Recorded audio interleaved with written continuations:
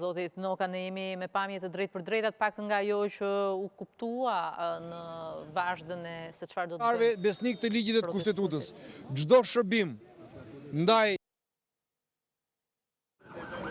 Është kuptuar dhe më tani se çfarë do të ndodhë me lëvizjen e radhës të protestuesve, nuk la shumë kuptohet dhe pse skenar të shumë të Partisë Demokratike të thëna dhe më herët përfshinin. Ju bëj thirrje që të bëjnë kujdes.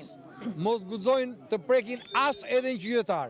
Kjo është një protestë qytetare, kjo është një revolt qytetare, qytetarët ndihen të vjedhur, qytetarët janë të nëpërkëmbur, qytetarët ndihen të dhunuar, ndihen të shantazhuar nga narkoregjimi dhe sigurisht e drejta e tyre është të protestojnë.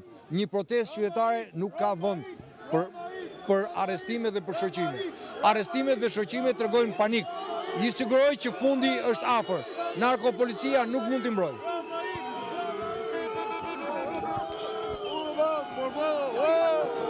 Shohim një tension, duhet thënë, në këtë momente të protestuesve të cilët janë duke u shtyrë drejt efektiveve të policisë.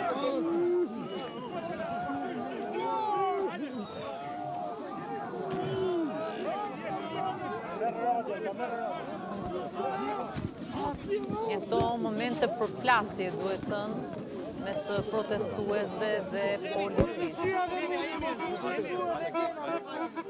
Shohim edhe eksponent politik në këto momente është